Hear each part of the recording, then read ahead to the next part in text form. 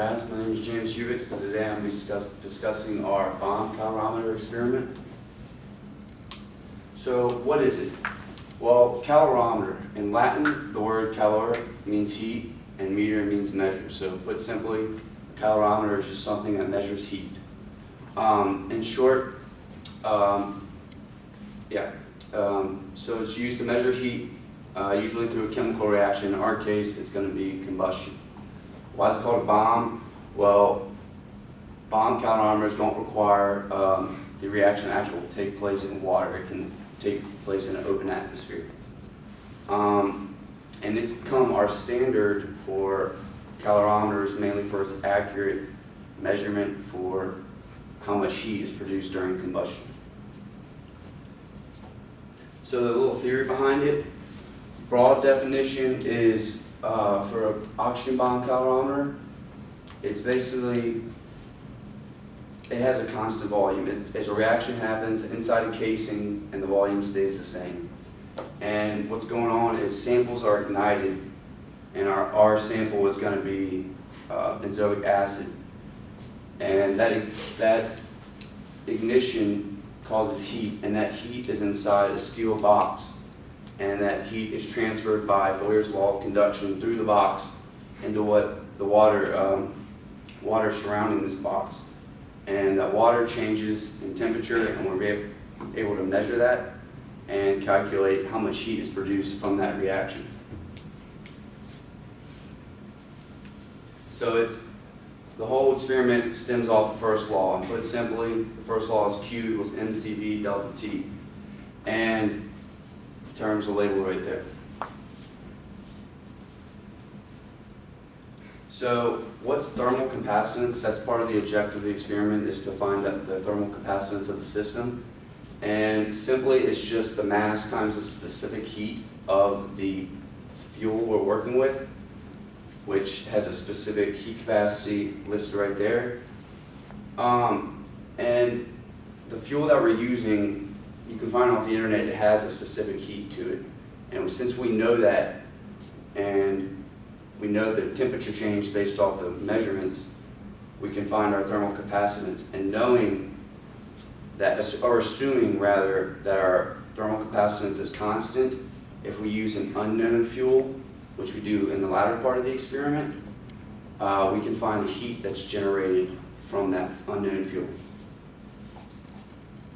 So here's a picture of the actual contraption. This is our jacket, which the calorimeter is placed into to protect us from anything that's happening inside. This is our water bucket. This is our stainless steel actual bomb where the reaction is taking place. This is the crucible. These are the electrodes. This is the ignition wire, which helps create from the igniter to the reaction, causing the reaction. This is a water stirrer to stir the water and make sure the water becomes the same temperature everywhere. That's the DAC, which we use to connect the computer, and the thermocouple, which gets the reading from the change in temperature. We get it through the computer and it tells us our change. And then the top, we got a locking lid, some wires that run to the igniter again, and right here is our inlet check valve for the oxygen that's coming in to purge out all the air that was in it before. And this is our pressure release valve to release the pressure. So, and that's just a close-up of the bomb itself. You've got the crucible, the ignition wire, the electrodes, electrode terminals, bomb lid, the valves, like I said. So the procedure, first, you can do all these steps basically at the same time. You're going to fill the bucket with 2 kilograms of water. That's going to go to a fill line. For the bomb itself,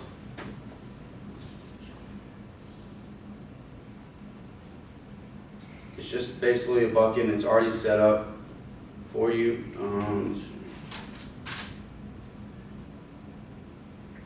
Oh yeah, the instrumentation is our thermocouples. It's straightforward, they're pretty accurate, that's why we use them. And it just gives us a change in temperature from when the reaction happens. So the experiment, basically it's going to be run for 2 minutes at room temperature, and we're going to let it just get the reading and start up. And then we'll turn on the ignition, which also is explaining that the light happens, and if the light isn't working right, you'll have to get it checked. But and then once we turn on the ignition, the reaction happens, we let it sit, and we'll wait till it reaches a steady temperature known as thermal equilibrium. And once we have that, we can turn off everything, and we got our data. And then basically, you just save it to a USB drive, and you just shut down properly by disassembling it, following the manual, and doing the calculations. And I don't know where that highlighted part came from. These are the values we'll get, estimated values. You can find the CVs from the internet. And it's just a straightforward first law equation. You can find that our temperature rise for what we're supposed to find is about 3 degrees Celsius. And if there's an error that you find in it, it's probably because you didn't account for the heat produced by the actual ignition wire, or you might have used the wrong values from to calculate your CVs and CPs or whatever. That's it.